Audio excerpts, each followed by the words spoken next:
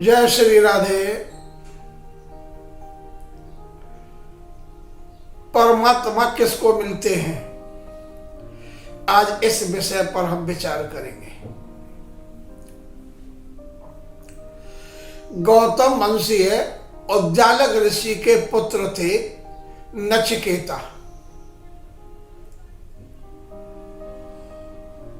और उन्होंने यमराज जी से ये प्रश्न किया था कि भगवान किसको मिलते हैं। जब नचिकेता ने यह प्रश्न किया तो इस प्रश्न का उत्तर यमराज जी देते हैं। सुनिए यमराज जी क्या कहते हैं। इस नासवान शरीर में अविनाशी बैठा है और अविनाशी बैठ करके इस नासवान शरीर को भी अविनाशी बना लिया।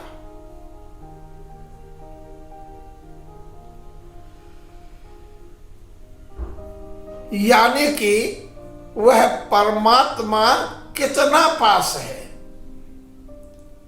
और कितना दूर है, आप इसी से अपना अंदाजा कहो या इसको जरा विचार करके देखो कि जो इस नासवान शरीर में बैठ करके और इस शरीर को भी उसने अविनाशी बना दिया तो वो आपके कितने पास होगा। वो ऐसे प्रभु है जो सदैव आपके पास रहते हैं, नित्य है, सर्वज्ञ है, सर्वशक्तिमान है, सुहृदय है। फिर भी यह जीव उनको जान नहीं सका, पहचान नहीं सका। जब तक जानेगा नहीं उनको पहचानेगा कैसे? क्योंकि जब पहचान हो जाती है तो उसको आराम से वो पा लेता है। लेकिन यह जीव उसको जो पाने की चेष्टा करता है वो किससे करता है, वो प्रभु को किससे पाना चाहता है। इसमें कठोपनिषद के दूसरे बल्ली के श्लोक में यमराज जी बताते हैं नचिकेता को, न अयम आत्मा प्रवचने न लभ्यो न मेधया न बहुना श्रुतेन यम एव एका वृणते तेन लभ्यास तस्य एष आत्मा विवृणते तनुस्वाम। अर्थात परमात्मा को न तो प्रवचनों से, आत्मा प्रवचने न लभ्यो, न प्रवचनों से, न मेधया न बुद्धि से, बहुना श्रुतेन न शास्त्रों और पुराणों के सुनने से, न किसी प्रकार के तर्कों से प्राप्त होते हैं या किए जा सकते हैं। बताते हैं वो तो केवल उन्हीं को प्राप्त होते हैं। यम एव एक वृणोते तेन लभ्यस तस्य एष आत्मा विवृणते तनुस्वाम। वे केवल उन्हीं को प्राप्त होते हैं जो उन्हें जानने के लिए या उन्हें पाने के लिए छटपटाते हैं। यानी उनको जानने की जिज्ञासा तो हो, बिना जिज्ञासा के उसको कैसे जान सकते हैं। व्यास जी महाराज के ब्रह्म सूत्र में, वेदांत सूत्र में उनका पहला सूत्र यही तो है, अथातो ब्रह्म जिज्ञासा। उस प्रभु को पाने के लिए सबसे पहले जिज्ञासा होनी चाहिए, तभी तो उसको जाना जाएगा। और छटपटाहट होनी चाहिए, जैसे कि प्यासे को पानी की छटपटाहट होती है। पानी न मिले तो मेरे प्राण न निकल जाए, तो वो पानी को पाने के लिए छटपटाता है। अगर किसी गहरे पानी के अंदर वह चला जाए और वो डूबने लग जाए, तो अपने प्राणों को बचाने के लिए छटपटाता है। वो भी कोई किनारा, कोई सहारा, कोई तिनका इत्यादि देखता है जिसके सहारे से मैं बाहर निकलूं। ऐसी छटपटाहट जब तक उसके प्रभु को पाने की नहीं होगी, तब तक वह प्रभु को नहीं पा सकता। और उसको पाने के लिए इतनी छटपटाहट वह कब होती है? वह जब होती है जैसे कि प्यासे को पानी के लिए छटपटाहट होती है, यानी पहले उसको प्यास बने। प्यास बनेगी तब पानी के लिए छटपटाएगा।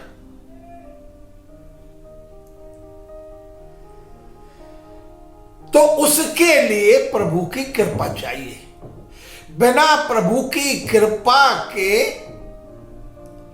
प्रभु को कभी भी नहीं पा सकता। अपनी बुद्धि से, शास्त्रों के पढ़ने से, शास्त्रों के सुनने से, पुराणों के सुनने से, प्रवचनों के सुनने से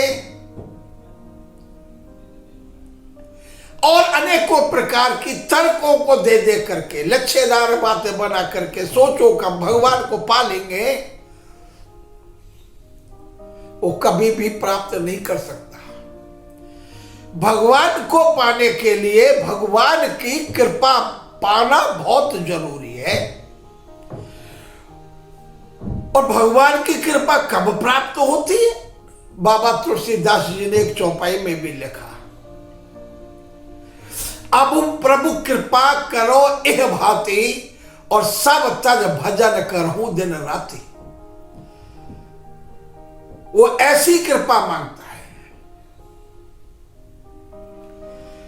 प्रभु की कृपा के बिन कुछ नहीं होता है। सत्संग की बातें करते हैं, सत्संग सुनते हैं। हम भी आपको सत्संग सुनाने के लिए बैठ गए। हम आपको बताते हैं, सत्संग के द्वारा समझाते हैं, वेद शास्त्रों के द्वारा समझाते हैं भगवान को कैसे प्राप्त किया जा सकता है। उसके लिए भी तुलसीदास ने एक चौपाई लिखी है, बिन सत्संग विवेक न होई, राम कृपा बिन सुलभ न सोई। यहां पर भी प्रभु की कृपा पाना बहुत ही जरूरी है। बिना प्रभु की कृपा के सत्संग भी नहीं मिल सकता। मिलेगा तो उसको सुन नहीं सकता, सुनेगा तो कुछ समझ में भी नहीं आ सकता। ये बातें यमराज जी ने नचिकेता को बताई कि वो अपनी बुद्धि से अगर परमात्मा को पाना चाहे कभी नहीं पा सकता। उसके लिए परमात्मा की कृपा बहुत ही जरूरी है। और जब वो प्रभु की कृपा को पा लेता है तो भगवान क्या करते हैं कि जो अपनी योग माया है, जिसमें ये भ्रमा हुआ है, कौन? जीव। जब तक उसको नहीं हटाएंगे तब तक उसको नहीं जान पाएगा। जब प्रभु के प्रति ऐसी छटपटाहट हो जाती है तो प्रभु कृपा करते हैं और कृपा करके फिर अपनी उस योग माया को हटा लेते हैं। जब योग माया से वो हट जाती है तब वो प्रभु को पा सकता है, उसके दर्शन कर लेता है। जब तक योग माया रहती है प्रभु के दर्शन नहीं हो सकते। जैसे कि इस मंत्र में भी बताया कि ये मन है, बुद्धि है, इंद्रियां है, ज्ञानेंद्रिय हो, कर्मेंद्रिय हो, पंच तत्व कुछ भी हो, ये सब के सब माया के होते हैं। ये माया के बने हुए होते हैं, माया के बने हुए होते हैं, इसलिए ये माया तक ही सीमित होते हैं। ये द्रव्य को प्राप्त नहीं पा सकते। दिव्य शक्ति को वही पा सकता है जिस पर प्रभु अपनी दिव्य कृपा कर दे। दृष्टांत इतेक है, गीता में अर्जुन को भी अपनी बुद्धि से जानना चाह रहा था, अनेकों तर्के वितर्के कर रहा था। उस समय पर भी मेरे ठाकुर जी ने, कन्हैया जी ने उनसे कहा कि तू इस मेरे दिव्य शरीर को इसके द्वारा नहीं देख सकता, नहीं पा सकता। तब उन्होंने अपनी एक दिव्य दृष्टि दी, यानी कि वो कहने लगे कि ये माया की आंखें तू मेरे को नहीं देख सकता। जब उन्होंने अपने दिव्य चक्षु दिए, इस माया कृत को हटाया, तब जाकर के अपना विराट रूप दिखाया, तब वो प्रभु को पा सके, तब वो प्रभु को जान सके। जब तक ये माया का पर्दा रहेगा तब तक भगवान को नहीं पा सकते। अच्छा, ये तो वेद की बात होगी, ये तो उपनिषद की बात होगी, उपनिषद का मंत्र है। लेकिन एक सादा सी बात मैं आपको बताऊं, आपने भागवत की कथाएं सुनी होगी, और एक बार नहीं सुनी होगी, अनेकों बार सुनी होगी। सभी आचार्य लोग आपको सुनाते हैं कि भगवान ने एक लीला करी थी चीरहरण की। सुना होगा आपने, चीरहरण लीला। गोपियां स्नान करने के लिए गई थी जमुना जी में, वो निर्वस्त्र होकर के स्नान कर रही थी, वस्त्र किनारे पर रखे हुए थे। कन्हैया जी गए और उनको कपड़ों को लेकर के कदम पर चढ़ गए, पेड़ पर चढ़ गए। अब वो बेचारी बाहर नहीं आ सकती, तो उसको कहते हैं भगवान ने उसके चीर का हरण कर लिया, यानी चीर को ले लिया। इसको अनेकों प्रकार से आचार्य लोग आप लोगों को सुनाते हैं। लेकिन मैं आपसे बार बार यही कहता हूं कि कथाओं के अंदर की कथाओं को समझना जरूरी है। वो चीर हरण जो हुआ था, वो जिस तरह से हमारे आचार्य लोग सुनाते हैं, उस तरह का वो चीर हरण नहीं था। आध्यात्मिक चीर हरण था वो, आध्यात्मिक चीर हरण। चीर हरण क्या था? भगवान कहने लगे कि अगर तुमको मेरे को पाना है तो उनका चीर हरण किया। चीर कहते हैं आवरण, कपड़ा कहते हैं आवरण। जैसे तन के ऊपर हमने ये आवरण है, ये इस शरीर को ढका हुआ है इस कपड़े से। अगर कपड़े से शरीर ढका हुआ है तो अंदर वाले शरीर को ये कपड़े नहीं देखने देते। जब तक ये कपड़े नहीं उतारे जाएंगे, यानी ये आवरण जब तक नहीं हटेगा, तब तक अंदर वाले शरीर को नहीं देख सकते।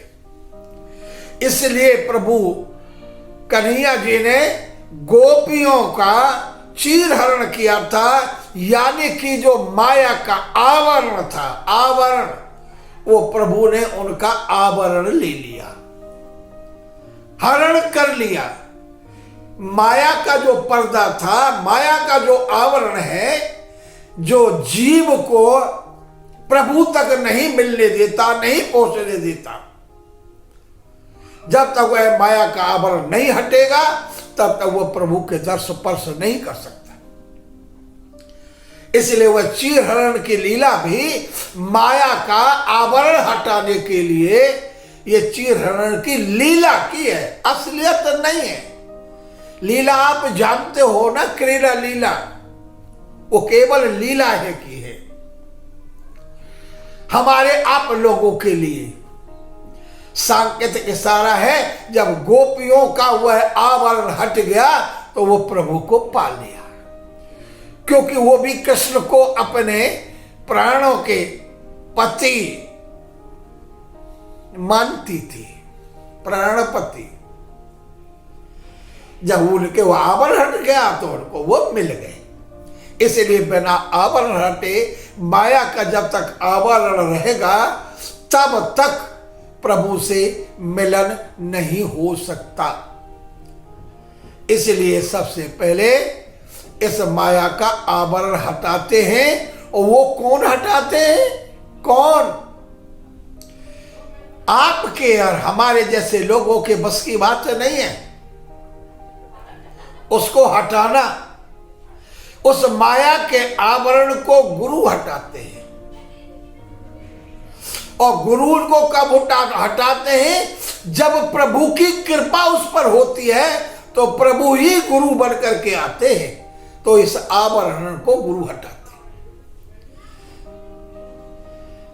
अभी तक ऐसे समझे जैसे जल के ऊपर काही होती है।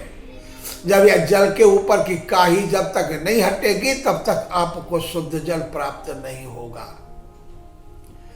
इसलिए यमराज जी ने नचिकेता को यही बताया है। क्या? न अयम आत्मा प्रवचनेन लभ्यो न मेधया न बहुला श्रुतेन यम एव एषः वृणुते तेन लभ्यास् तस्य एष आत्मा विवृणुते तम शाप। कठोपनिषद के दूसरी बल्ली का 23वां मंत्र। इसके द्वारा नचिकेता को यमराज जी ने उपदेश दिया। जब तक इसको उपदेश का पालन नहीं होगा तब तक प्रभु आपको नहीं मिलेंगे। प्रभु पाने के लिए प्रभु की कृपा की आवश्यकता पड़ती है। मन बुद्धि इंद्रियों के द्वारा प्रभु को नहीं पाया जा सकता। आपकी समझ में आया होने तो इस वीडियो को आगे को शेयर भी कर देना। जिसने इस चैनल को सब्सक्राइब नहीं किया वो सब्सक्राइब भी कर दो। वीडियो पड़ेगा वो आपको आपके पास में मिलता रहेगा। फॉलो भी कर लिया करो क्योंकि आप मेरे हो और मैं आपका हूं। जैसे कहते हैं नहीं, भक्त भगवान के और भगवान का भक्त होता है। शिष्य गुरु का होता है और गुरु शिष्य का होता है। एक होना चाहिए, एक। इसलिए सब्सक्राइब जरूर कर देना। ये बार बार कहने की जरूरत नहीं होती। अगर कहीं कोई आपको कमी लग रही हो तो कमेंट में लिख करके जरूर भेज देना। आगे के प्रश्न का उत्तर आपके का जरूर आपको मिलेगा। जितना मैं जानता हूं उतना ही बताऊंगा क्योंकि मैं कोई ज्ञानी नहीं हूं। मैं भी एक आपकी तरह एक भक्त हूं। मैं भगवान की चर्चा में रहता हूं, उन्हीं की मैं लीलाओं का गान करता हूं। इसके बाद मैं अगला वीडियो जब मैं डालूंगा तो उसके बारे में भी आपको बताऊंगा कि प्रभु को कब पाप प्राप्त कर सकते हैं, कब मिल सकते हैं। दूसरा वीडियो भी आपको आएगा।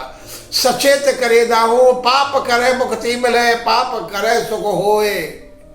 और पाप करे तो प्रभु मिले, सो पाप करो सब कोई। इसी दोहा के माध्यम से मैं आपको अगले प्रवचन में यही बताऊंगा कि प्रभु को कैसे पा सकते हैं। जय श्री राधे।